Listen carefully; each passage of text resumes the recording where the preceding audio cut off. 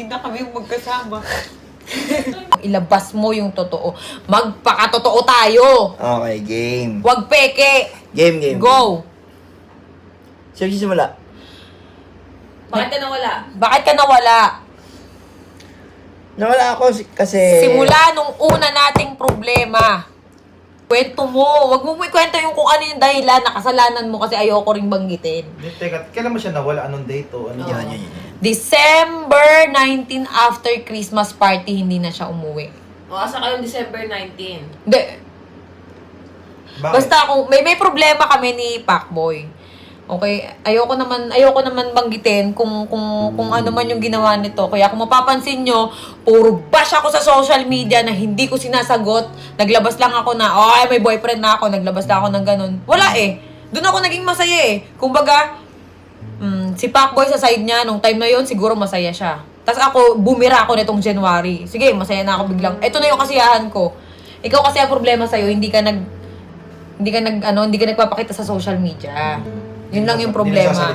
Hindi ka nagsasalita. Kaya iniisip nila, depressed ka dahil sa akin. Dahil dun sa nangyari sa amin ni Tapang, kailan lang naman pumasok siya. Kaya nga. Pero actually, mga idol, kasalanan ko naman din talaga. Kasi nung mga time na kailangan niya ako, yun na nga, yung nasa ospital siya. Wala ako nun. Halos inumaga na ako pauwi nun. Pero, ang totoo nun, kahit nagalit siya kasi, yung actually, mahal namin ng isa't isa. Pero, walang kami. Kumbaga, ayaw lang namin pangunahan yung panahon siguro. So, parang tingin namin, nagkakapaan pa kami ng ugali. Tingin ko, may inaantay siya na gawin ko para mapulpil siya na sige, okay na to. Maano? Teka lang, maano? Basahin niyo yun. Nasabi ko na. Maano? Pulpil. Ayun. Ano yung pulpil? Mapunan. Mapunan.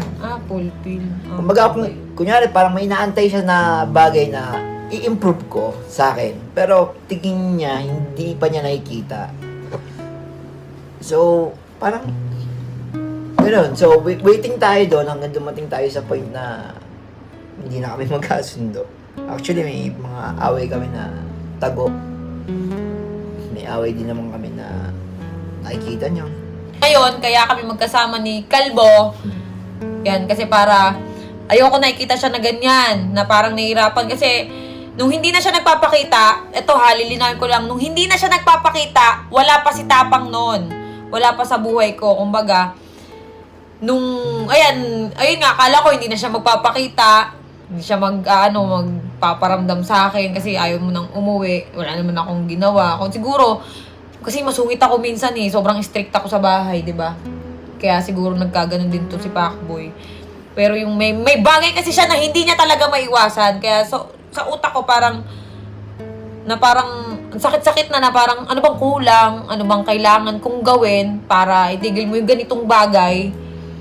Parang, ayun, napagod na ako na parang yung binibigay kong love, hindi worth it. Yung binibigay kong payo, hindi tumatalab.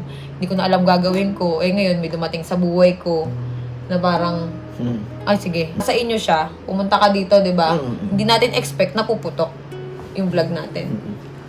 Kwento Masyado natin ako naging kampante. Yan. Siguro pakiramdam ko, parang tumaas ako, lumaki ulo ko, gano'n. Pakiramdam ko parang, hindi ako iiwan nito, gano'n. Kumbaga, parang kayang-kaya kong kontrolin. Hindi kayo mabang na yung mamayabang ka, ganto ka. Hindi ka gano'n. Kumbaga, naging kampante ka lang. Na, hindi ako iiwan nito. Parang ganun. Daw bibitawan nito. Kabisado mo na ako eh. Parang isang suyo ko lang dito. Ganun. Yun, masyado ka naging kampante. Ayun, gusto ko lang din mag-sorry kay Pacboy. Kung gusto ko rin mag-sorry sa inyo. Alam ko, nasaktan ko yung feelings mo. Ngayon lang, alam mo yan, ngayon lang ako ganto. Hindi ko rin alam, parang biglaan eh.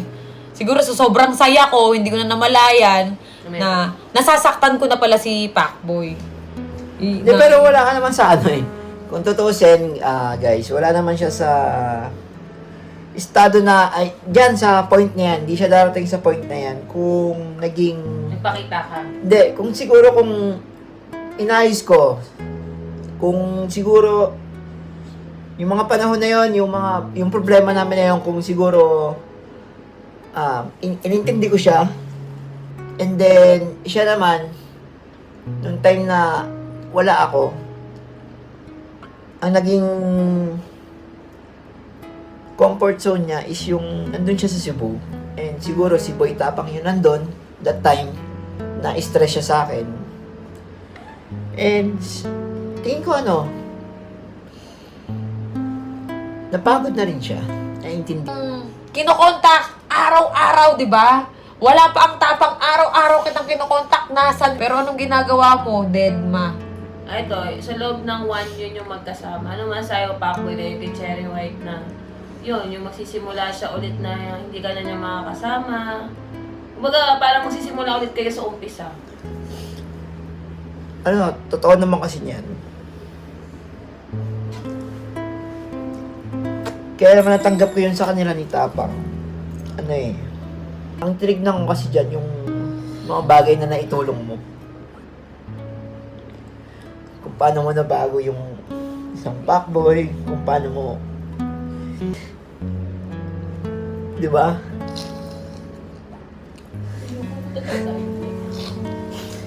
Hindi, yun yung tumingin ako sa hindi ako tumingin sa galit ko. Tumingin ako sa mga bagay na naitulong niya sa akin, sa kung paano niya ako binago. Teka lang.